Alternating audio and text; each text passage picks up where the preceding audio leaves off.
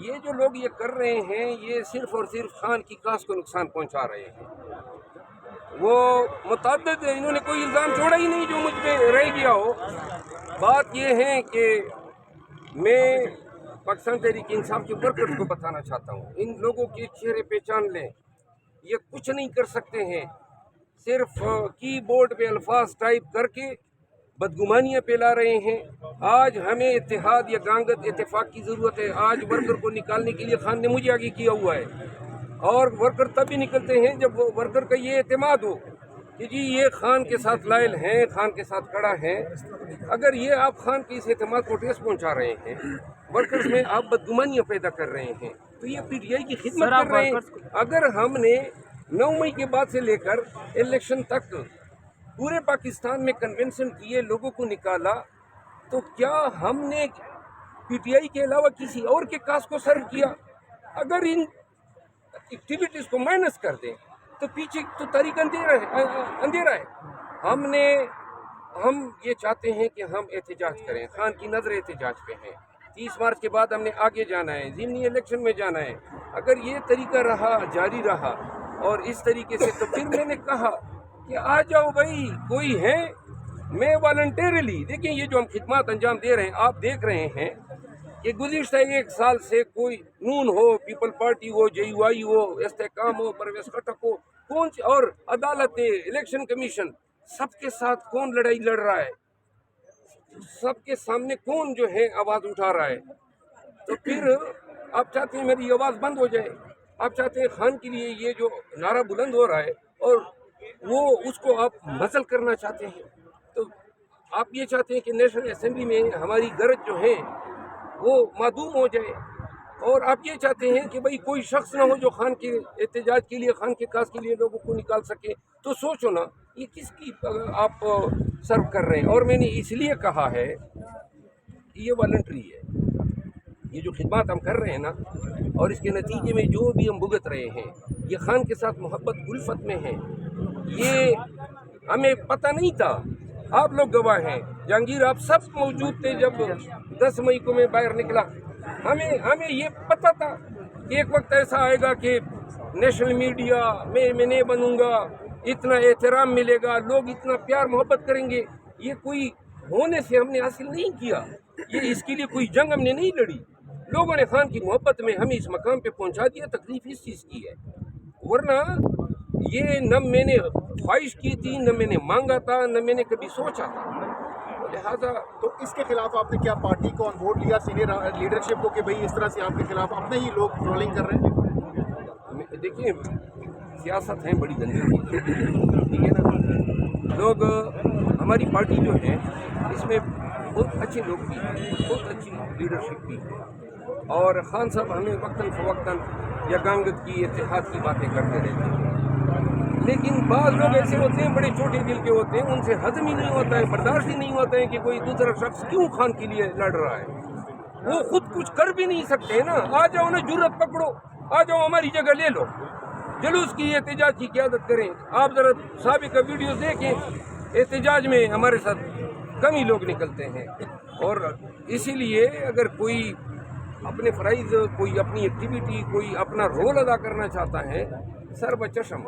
لیکن اگر یہ ٹرولنگ اور یہ سازشیں جاری رہتی ہے تو میرے لیے بڑا آسان ہے. اور پاکستانی سن لو، خان کے پاس چلا جاؤں گا اور ان کو میں بتا دوں گا کہ یہ مجھے آپ کی کاس کی جنگ نہیں لڑنے دے رہے ہیں، تو لہٰذا 2 مہینے کے لیے ان لوگوں کو موقع دے دیں تاکہ وہ ہماری جگہ سنبھال لیں.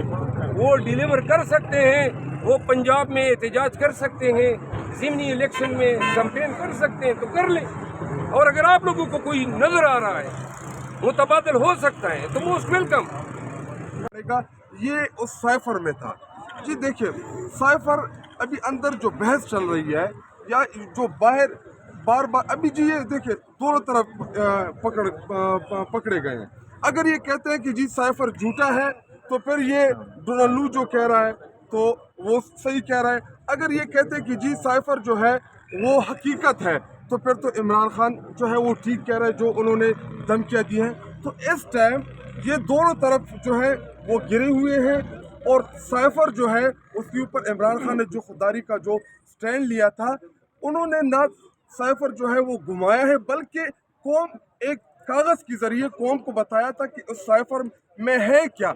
आज वही चीफ जस्टिस साहब ने रिमार्क्स भी दिए कि ये साइफर जो है इसका मतलब ये है कि उन्होंने सिर्फ मतन के ज़रिए कौम को बताया था, बल्कि कोई क्लासिफाइड डॉक्यूमेंट घुमाया नहीं है।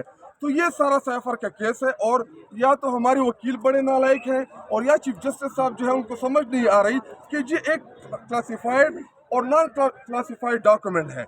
सिंपल सा केस है। होना तो ये चाहिए कि ये पहले दिन ही ये केस ख़त्म हो जाता, इमरान खान और शाह महमूद कुरैशी साहब की इसमें ज़मानत होती, और मेरे वकला जो है वो मुझे पीछे से मना करने की कोशिश कर रहे हैं, लेकिन मैं एक आम पाकिस्तानी हूँ, मुझे इतनी ज़्यादा वकालत की तो समझ नहीं आती, लेकिन इस बात की समझ ज़रूर आती है कि या तो ये क्लासिफाइड डॉक्यूमेंट है या डी क्लासिफाइड है। सिंपल करें इस चीज़ को। अगर साइफर है, हकीकत है, तो फिर उसमें जो लिखा गया है, तो इमरान खान ने जो कहा था, जो खुददारी के लिए स्टैंड लिया था पहली दफ़ा किसी एक लीडर ने, तो अल्हम्दुलिल्लाह फिर हमें फ़ख्र होना चाहिए कि किसी लीडर ने अपने खुददारी के लिए स्टैंड लिया।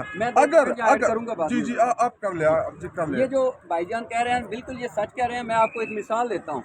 मैं एक वकील हूँ। मोहम्मदन लॉ के मुताबिक जो इद्दत केस है, उसमें इद्दत जो शादी है वो इरेगुलर मैरिज हो जाती है अगर आप दौरान इद्दत शादी करते हैं, और 90 दिन के बाद ऑटोमेटिकली वो रेगुलर हो जाती है, और उस दौरान अगर कोई बच्चा पैदा होता है तो वो भी लिजिटिमेट उसको होगा, वो जायज़ बच्चा करार दिया जाएगा। यानी कि उसमें कोई सज़ा का कॉन्सेप्ट ही नहीं है। लेकिन आपने देखा उसमें भी सज़ा सुना दी गई है। दूसरे नंबर पर प्रोसिक्यूशन का निज़ाम, मैं आपको बताता हूँ प्रोसिक्यूशन का निज़ाम, राना सनाउल्लाह को सबसे बड़ा जो हमारा आर्मी का होता है मेजर जनरल, वो पकड़ता है और पूरी कौम पूरी दुनिया के सामने सबूत रखता है। ANF हमारा वाहिद इदारा है, जब वो कोई कार्रवाई करते हैं ख़ास तौर पर मंशियात के के बाद वैसे कानून भी ये कहता है कि एक दफ़ा आपकी नोटिफिकेशन हो जाए, आप ओथ ले लें, हल्फ ले लें, तो उसके बाद इसके बाद इलेक्शन कमीशन को चला जाता है, जो ट्राइब्यूनल्स में वो केस चलता है।